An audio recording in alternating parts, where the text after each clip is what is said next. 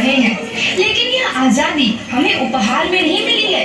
इसके लिए एक लंबी यात्रा करनी पड़ी है, आजादी की यात्रा। इस यात्रा में हजारों लाखों लोगों ने अपनी जान की कुर्बानी दी। 1919 जलियांवाला बाग। आज हमारी बैसाखी का दिन है, लेकिन पूरा पंजाब बैसाखी नहीं मनाएगा। हम सब बैसाखी नहीं मनाएंगे।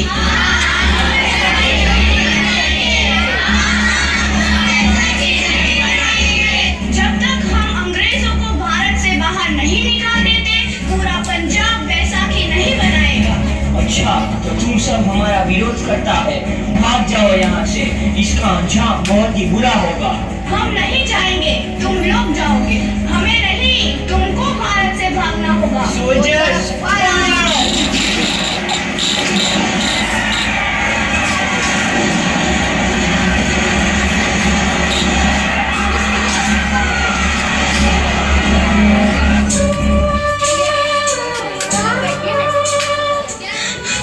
ये जमीन हमारी, ये धरती हमारी, ये खेत हमारे।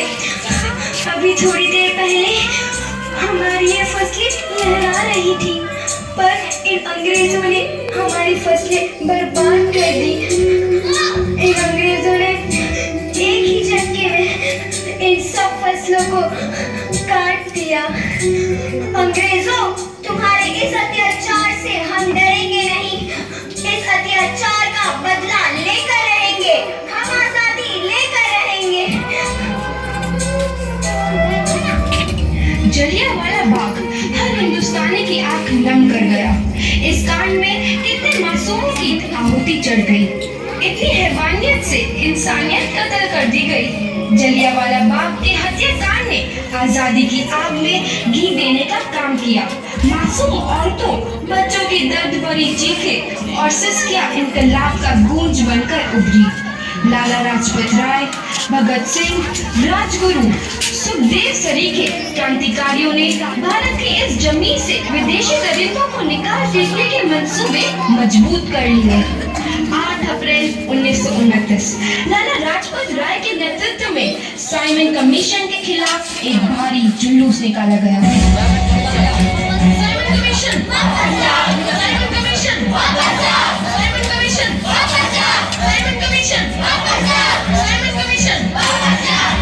साइमन कमीशन वापस जाओ! साइमन कमीशन वापस जाओ! साइमन कमीशन वापस जाओ! साइमन कमीशन वापस जाओ! बेवकूफ इंडियंस, तुमको हमारी बात समझ में नहीं आती।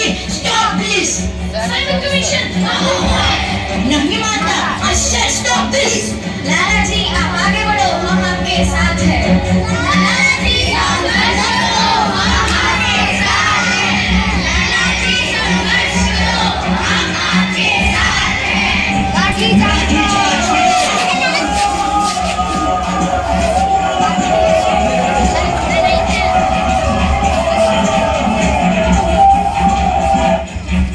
लाला जी को तो बहुत गहरी चोट लगी है, उनका सर फट गया है। मेरे शरीर में लगी एक एक लाठी अंग्रेजी सरकार के कफन में कील का काम करेगी। ये आजादी की लड़ाई रुकनी नहीं चाहिए। ये जिम्मेदारी मैं तुम सबको सौंप कर जा रहा हूँ। लाला लाजपत राय की दर्दनाक मौत के बाद भगत सिंह, सुखदेव, राजगुरु वतन के इन मतवालों के खून में ऐसा उबाल आया जिसका सामना करना अंग्रेजी सरकार के लिए मुश्किल हो गया। अंग्रेजों को करारा जवाब देने के लिए स्कॉट और सैंडर्स को मारने की रूपरेखा रची गई।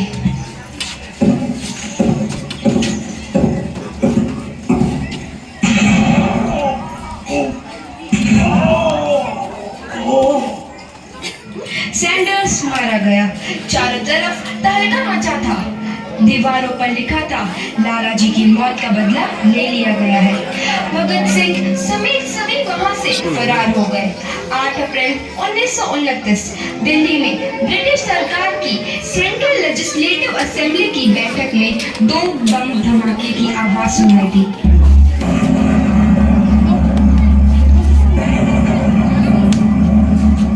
इन धमाकों ने अंग्रेजी हुकूमत को हिला के रख दिया। इस घटना को अंजाम देने वाले भगत सिंह, राजगुरु और सुखदेव ने अपने आप को अंग्रेजों के हवाले कर दिया। 1930 को अदालत ने अपना फैसला सुनाया। मुलजिम भगत सिंह, मुलजिम राजगुरु, मुलजिम सुखदेव को दफा 121 और दफा 302 के तहत ये अदालत तीनों को मुजरिम करार देती है और इस गुस्ताखी के लिए ये अदालत इन तीनों को सजाए मौत की सजा सुनाती है। सरफरोशी की तमन्ना अब हमारे दिल में है, देखना है जोर कितना बाजुए कातिल में है।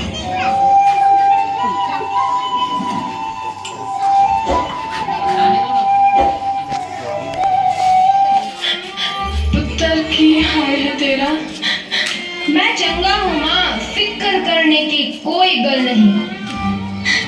पुत्र, मेरा दिल तेरी तरह पत्थर दिल नहीं होगा। तेरी ये गला सुन के मेरा कलेजा फटे जा रहा है। माँ, मेरा दिल कोई पत्थर जैसा नहीं है, एक वतन परस्त का दिल है जो मेरे देश प्रेम के जज्बे को ताकत देता है। बेटा, मेरा लाल। माँ, आज मेरी तपस्या पूरी होने जा रही है। जे तू रोई तो मैंने तकलीफ होइया। सोच, तेरा पुत्र आज शादी करने वास्ते जा रहा है।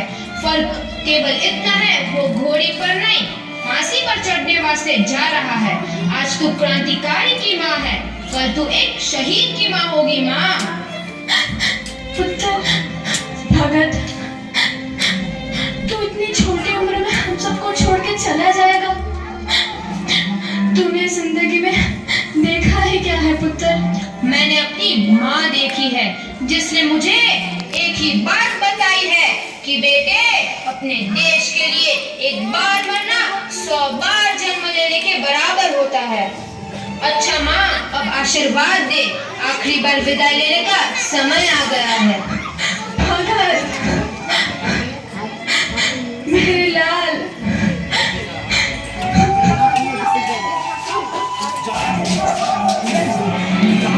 भगत सिंह, तुम्हारी कोई आखिरी ख्वाहिश? हमारे हाथ खोल दिए जाए। हम तीनों दोस्त एक दूसरे से गले मिलना चाहते हैं। इनके हाथ खोल दिए जाए।